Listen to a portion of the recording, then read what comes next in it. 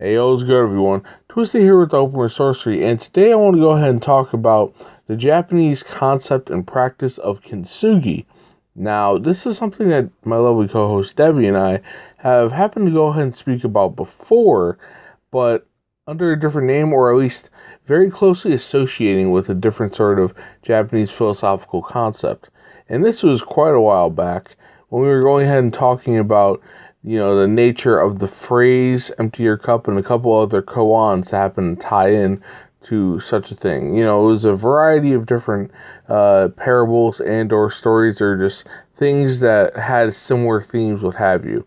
And I'll go ahead and put a link for the description on the YouTube posting of this to go ahead and for anyone who wishes to go ahead and go back to that and listen for yourselves.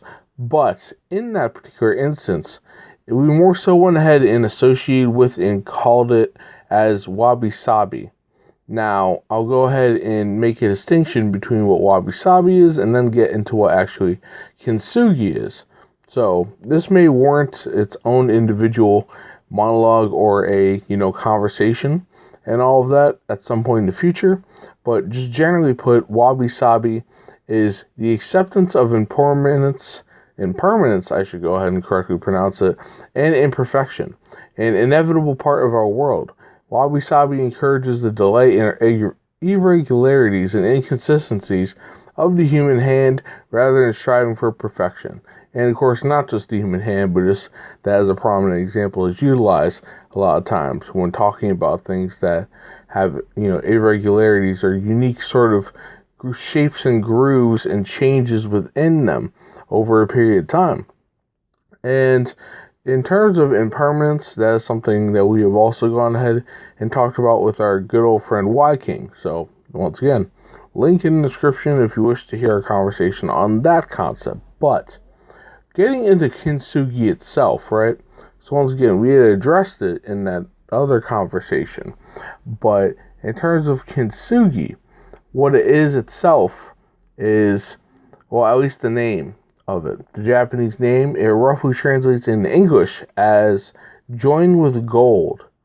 So the ancient art of Kintsugi has its roots in the Wabi-Sabi philosophy and aesthetic, and it embraces imperfection, impermanence, and simplicity, but it's something distinct in of its own.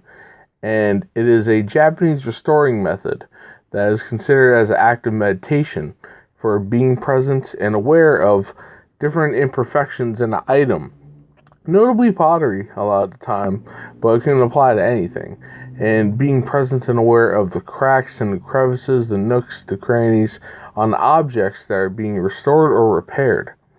And when it comes to the art of Kintsugi, traditionally speaking, they'd go ahead and use this particular sort of solve, this particular sort of paste, you can say, called urushi. And what it is urushi is a Japanese lacquer derived from tree sap. And that's, pretty much what they would use back when this was originally a thing. And in case you don't know what a lacquer is, what have you, or lacquer, it is a type of hard and usually shiny coating or finish applied to materials such as wood or metal. So, thus, urushi adheres the pieces together and is allowed to dry and then sanded smooth. And then, after that's done, gold or gold appearing or other finishing powder is dusted over the lacquer. And then, with that, not only that's the primary sort of, metallic item it has put on there to give it the most shine, attention, appreciation, what have you, but some craftsmen tended to go ahead and utilize things like silver, platinum, or copper, depending on their preference, and or maybe just availability of what said powders or metals for said powders happen to go ahead and be available to them. And, I'll go ahead and say, in terms of a modern sort of equivalent or substitute, gold in of itself is not the easiest thing to come by, and in lieu of the likelihood of using any actual urushi or any gold to repair an object, I'd say it's pretty much recommended to use any sort of gold-colored or glittery paste to keep up with the tradition's roots, what have you, and, make sure that you're highlighting the parts of the object that are being restored to showcase and appreciate those sections in of themselves. And I'll go ahead and leave a link in the description for, just a general sort of Kintsugi repair kit and what have you that I believe has gold powder based on it, and can go ahead and be utilized for the practice of Kintsugi. If there's any items that are broken or cracked or damaged that you wish to go ahead and restore or repair for yourself. And truth be told, at the time of this recording, I'm kind of interested in getting one myself, and I'll probably get one from this listing that provided as well, in order to go ahead and restore some items that I have that have been broken. But yes, so in regards to this right here, right, there are various sorts of Kintsugi that happen to go ahead and be done, or at least different sorts of practices or methods of Kintsugi, what have you. And listed right here, I have the traditional Kintsugi. So the traditional Kintsugi reassembles broken pieces at the cracks, connecting the parts with thin lines of golden lacquer. And then what is considered the piece method as another manner. So the piece method, called, I believe I'm probably going to butcher this pronunciation, but bear with me, Maki Inaoshi, replaces an entire portion of missing material with gold lacquer, so the lost piece looks like it has been transformed into gold. And then the final listed method from the particular source that I got it from is the joint call Kintsugi, which is the final type of it. And what it does is, it is taking a missing fragment of the object, and it's replaced with a different sort of material, often with a different pattern or look, like a puzzle piece from a different box mixed in. The intentional non-matching patchwork creates a new object that carries the echoes of others. So with that, right, various manners in which you can approach Kintsugi, what have you, that either are more so of a traditional, older origin, or maybe something that's come along more so along the years, and of course, obviously, anywhere in between. Your creativity is what's paramount here. If you are practicing Kintsugi to restore an item and try to go ahead and highlight, the imperfections of it, it is all up to what seems right to you to go ahead and follow through for the object. Whether you're going ahead and putting in your own artistic flair into it of what you particularly like, and or I guess you can say being considerate of the item in of itself. And in saying that, I'm going to use that as a nice segue and lead in to go ahead and talk about a previous concept that has been discussed once again here with Open Sorcery, and that is the concept of Tsukumogami. And in short, what Tsukumogami are is that it is the idea that items or tools can gain consciousness and what have you after 100 years of being used. So this can apply to said items that you're restoring as well. If you have loving care for an item, if you put energy, attention into an item, and what have you, and doing so over time, it may develop a consciousness unto its own in some way, shape, or form. And that is a conversation that was had previously as well, and another link in the description to go ahead and listen back, what have you. Or, of course, you can obviously just search for it yourself, along with all the other ones also. And in terms of that, right, going ahead and understanding that an object may have its own manner of awareness or consciousness, and such may be the case, not necessarily that you're building towards that when you're doing Kintsugi, but something may already have that when you're going ahead and doing Kintsugi in of itself. And that's where I'm going to go ahead and bring up more so of a concept that, at least at the time of this recording, was more so recently addressed in all of that. What have you, in terms of the open sorcery and different subject matter that we tackle. And that is Kino Lao, which the subtitle of that was Material Forms of Hawaiian Gods. So in short, once again, you can listen to it for yourself if you wish to, but in short, that's pretty much the idea of that different items, whether natural or man-made, what have you, happen to go ahead and be either vessels or emanations or material forms and expressions of deities and other beings that exist preeminently, what have you, or even in regards to, things that may have come into being, during your own lifetime, you can say. But yes, in that sort of sense, if you wish to learn more about Kina Lao and all of that, a link in the description for that as well. But, in talking about items in of themselves, appreciating it, what have you, right? And these different items having their own stories, their own sorts of, unique pathways throughout their journey since creation and construction, or even prior, back before they were created as, say, some sort of lamp, or some sort of table, or some sort of cup, or whatever sort of household item or other thing that you can think of, right? Any singular object has a tale of how it's been utilized in different sorts of occurrences that have happened. And with that, it makes me think of a personal sort of thing that in formulating and thinking of this topic, and I would say at the time of recording, it was yesterday that this occurred.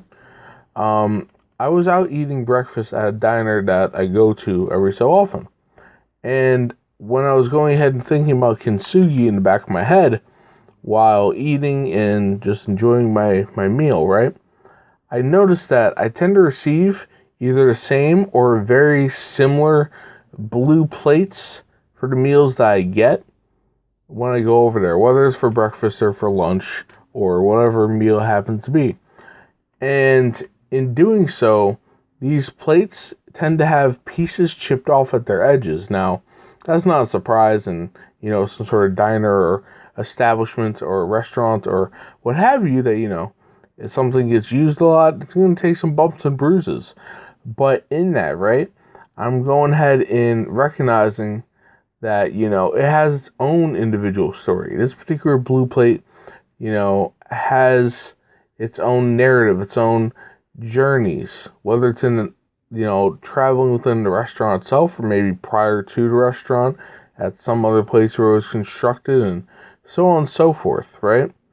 And the white sections where some of the blue pieces that were there are now gone, all the different sorts of, markers of scratches from different silverware or, being cleaned continually and what have you upon this plate goes ahead and makes it its own unique thing. Even if more or less, and not paying attention to this, it seems to be uniform with the other blue plates and, the other sorts of items that exist within the diner and the restaurant in of itself.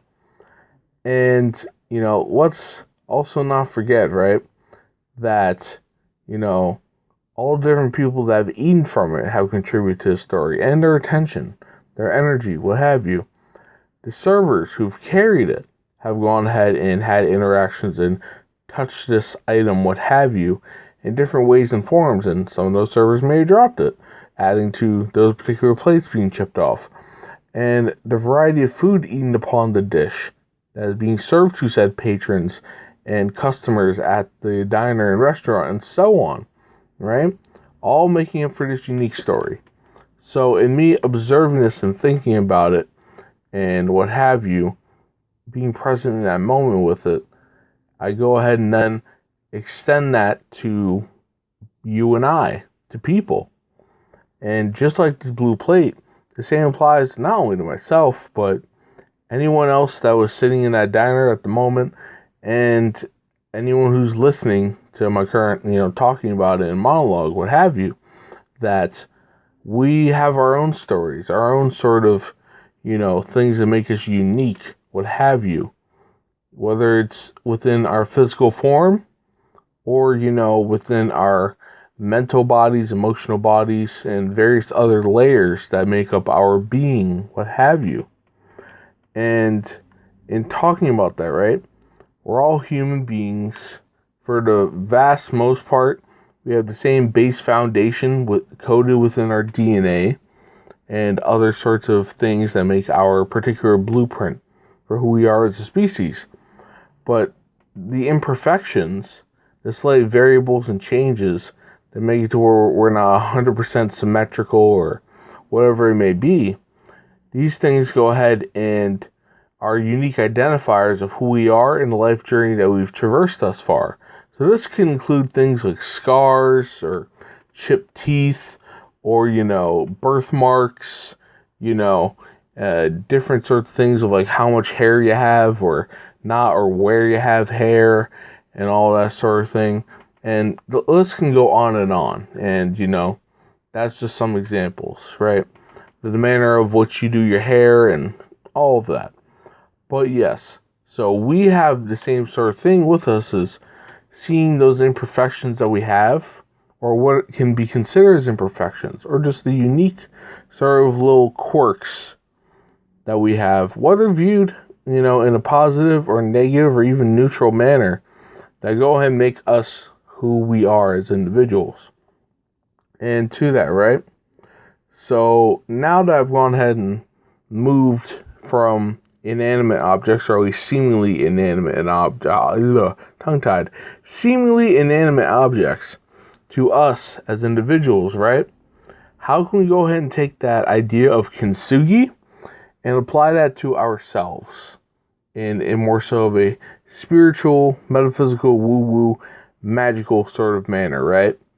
And what comes to mind to me, in keeping with the theme of Kintsugi's, utilizing things that are gold, whether actual gold or gold colored things, what have you, to highlight these sorts of imperfections or, different sorts of, cracks or crevices or, blemishes or whatever it may be, not just necessarily in the physical, but on the other layers of our being as well, and all of that. The emotional body, the mental body, causal body, astral body, etheric body, and so on. I think of the golden light meditation, what have you, which is a prompt that I went ahead and did previously as well on the YouTube channel and other platforms where the Open Sorcery is hosted. And of course, I'll provide a link for that if you wish to go head back and listen to that. But you can go ahead and take the golden light meditation to go ahead and cleanse and fill any cracks within your astral, emotional, mental, subtle bodies, and so on and so forth. Now, whether you use anything from that particular prompt that I mentioned, or you go ahead and find another different method of a golden light meditation, in bathing in golden radiance from above, or so on, that is up to your discretion at what works best in trying different things out. But I will go ahead and say that one that comes to mind that I think can be rather useful, and I'll go ahead and share with you, is a particular sort of section, a technique that comes from the magician and author Damien Eccles' Nourishing the Aura technique. Or that is the particular technique, but it comes from his book, Ritual and Essential Grimoire, which was co-written with his wife, Lori Davis. And at the time of this recording, about a couple years ago, maybe 2.5 years ago or so. But in going ahead and mentioning Nourishing the Aura, generally speaking, it's about taking the upper light, or shall I say divine radiance, the golden sort of light, and bathing yourself in it, directing it down to your being, what have you, and making sure you're getting energy for different sorts of magical workings, or just for you to go ahead and grow your own divine light and radiance, what have you. But I will go ahead and I have the excerpt right here, and I can go ahead and read it to you from the book in of itself, and for that I'll likely go ahead and have some sort of link from Goodreads, what have you, to know which particular text it is, or some sort of link available, so if you wish to go ahead and get the book for yourself, you know what to look for, whether it be digital or physical, and whether you get it for free or you get it by paying your money or whatever the case may be.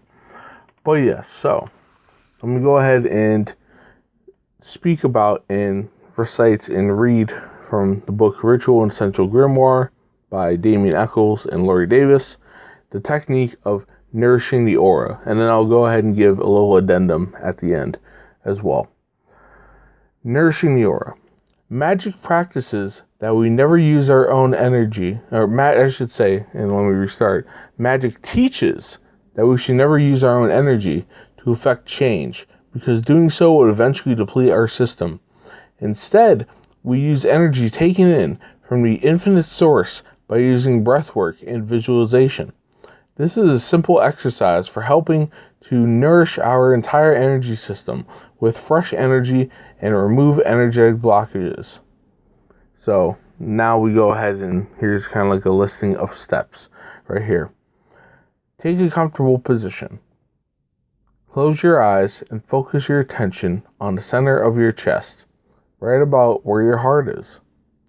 Envision a 12-inch spear of gold light glowing brilliantly in the center of your chest. It encompasses both your heart and your solar plexus, a perfect balance of love and power. This is the primary energy center we will be working with throughout this book. And the reason why I put that is because this is pretty much like the first introductory practice that he goes ahead and shares in the ritual book and what have you. Inhale slowly 3 times, each time envisioning the gold spear in your chest growing brighter and brighter. Each time you exhale, the air goes out, but the chi you have inhaled stays in the golden spear. After the 3rd inhalation, envision the energy you've been inhaling and holding in the gold spear, radiating out of the spear and spreading out through your body and aura.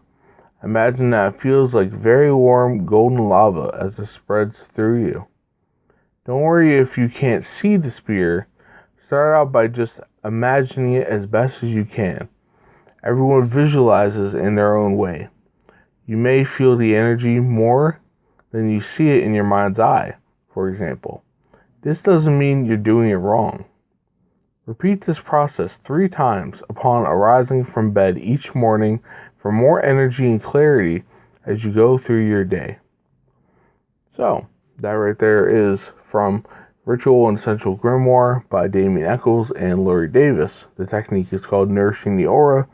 And I just want to go ahead, before I go ahead and close this out, what have you, kind of tack on a couple to personal addendums and all of that sort of thing, is that in line with the concept of Kintsugi itself, that one, in adhering to Damien Eccles' sort of having divine light go ahead and come from another source and not necessarily utilizing your own energy and aura, what have you, I would say go ahead and visualize that you are being bathed in golden light from up above down onto you in whatever sort of space that you are visualizing yourself in or is surrounding you or what have you, whether you have your eyes open or closed when doing so.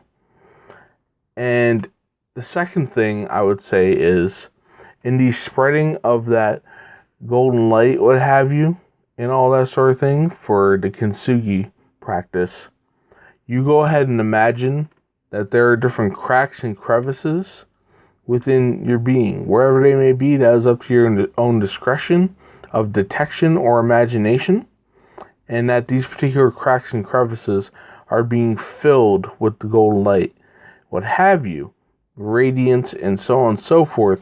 And you could also say that they're kind of hardening and cementing and becoming more so firm to go ahead and patch up whatever it may be that those physical manifestations and visualized things are representing what have you. And this, of course, being done in a manner of appreciating yourself and appreciating what it is that you have inside you.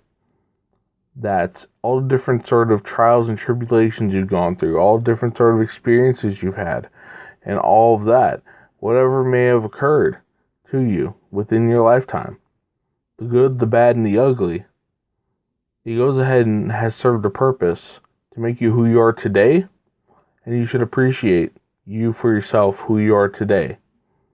And obviously looking towards improving and becoming a better version of yourself, but recognizing and loving yourself for who you are. And making sure that you take that inner light, that radiance, and you allow yourself to go ahead and give it its due. Finding the inner beauty within you and allowing that inner beauty to be showcased outward. Whether you want to say with physical expressions or, visualizing sort of like physical expressions on your inner body, what have you, or just generally speaking, in terms of what you wear, in terms of how you style your hair, and whatever feels good to you, to let you know that, you know what, I enjoy myself, I like myself for who I am, and all that sort of thing. But yeah, I think that pretty much goes ahead and covers it. So, once again, this has been me going ahead and riffing on Kintsugi. And it's a Japanese concept and practice of pretty much finding beauty in imperfection. So with that having been said, this is Twisted with Open Sorcery. And say for all Neguses, peace.